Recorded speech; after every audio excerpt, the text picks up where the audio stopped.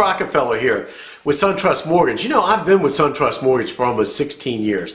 I've been a mortgage loan officer, for about 20 years. You know, I've helped over 3,500 families, totaling almost $500 million in finance. One thing I don't usually tell a lot of people is this. I happen to just manage the SunTrust Mortgage Virginia Beach office. So I work with a lot of professional salespeople. It's my job to help them become more professional, become better people, set goals, and usually in the beginning of December we start that. Well, I thought I would bring this process to you via video and thoughts of setting New Year's resolutions.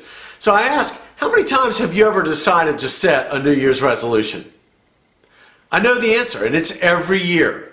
Every year you decide to sit down and think about, I want to do this for myself next year. Or better yet, how about in September you think, oh, well, next year I'm going to lose weight, so I'll just continue to eat from September through December. Everybody does it. Well, you know, we all want the new year, whether it's this year or any other year, to be one of change. We want to lose weight, quit smoking, become better people, improve our financial status. Who knows? Whatever the resolution is, did you know that it takes 21 to 30 days to form a habit? But you still have to maintain it to have some stickiness. And what I mean by that is, in the same respect, it takes 3 to 7 days to revert back to old comfortable habits. So if you set a resolution, don't forget, you have to keep on moving on it, or you're going to forget about it and go back to your old ways. Another question. Do you happen to know the boiling temperature of water? It's 212 degrees. And at 211 degrees, water is just hot. At 212 degrees, water boils. Boiling water brings steam. Did you know that steam can power a locomotive? Do you see the difference between 211 degrees and a locomotive? It's amazing. Well, my point is, I would ask that you move your personal needle in your life that 1 extra degrees. The other thing is, I set goals every year. I have to set 3 sets of goals. Professional goals, personal goals, and since I'm a single parent, I set goals of things that I'm going to accomplish with my kids. The key to me is that I write them down and I review them often to ensure that I remain on the path of accomplishing the goals. And here's an example. About September, October last year, it was September because the Rock and Roll Half Marathon was in play, I decided I wanted to run a half marathon. Here it is, 2010. I set it as one of my goals, and do you know, on December 5th, from start to finish, I did it. I ran a half marathon. It wasn't easy, but I set the goal, put my mind to it, and I did it. Well, one of my goals for 2011 is to go to bed each night thinking about what I'm most thankful for that day. Hopefully, it's going to put a smile on my face before I go to sleep. Well, it started just last night as an example. In September, my father was diagnosed with lung cancer. You know, that's a diagnosis and a hard pill for anyone to swallow, especially a family with a father that's 68 years old. Well, incidentally, he told us yesterday that after all the radical chemo treatments, that he was cured of lung cancer. However, he still has to have the lower lobe of his lung removed.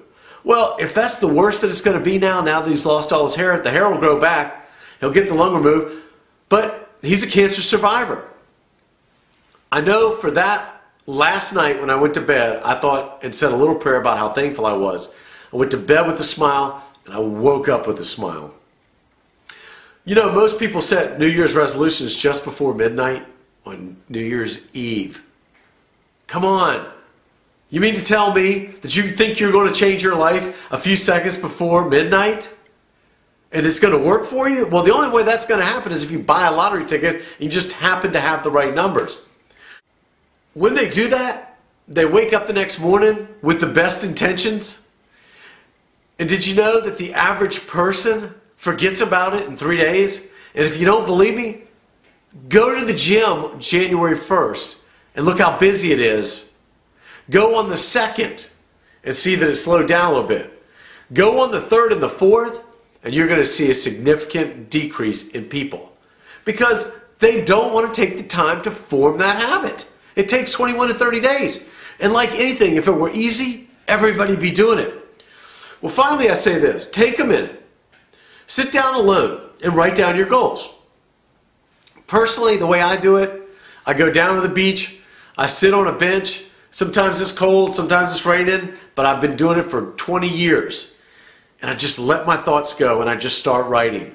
Some of the goals I know I'm not going to accomplish in that year, but there are things that I've written down. Like, for example, I want to buy an RV and traipse across the United States. I don't have to do it tomorrow, but it's a written goal that I can come back and accomplish and review. The other thing is this. You have to visualize yourself accomplishing that goal, because that's the only way you're going to anchor those thoughts. So with that, I hope this helps you in 2011 for setting your goals and your resolutions. Write them down. Go back and review them often. I wish you the best year ever in 2011. And you know what? You need to be safe New Year's Eve. If you've been drinking, take a cab. A group of you can rent a limo, whatever it is.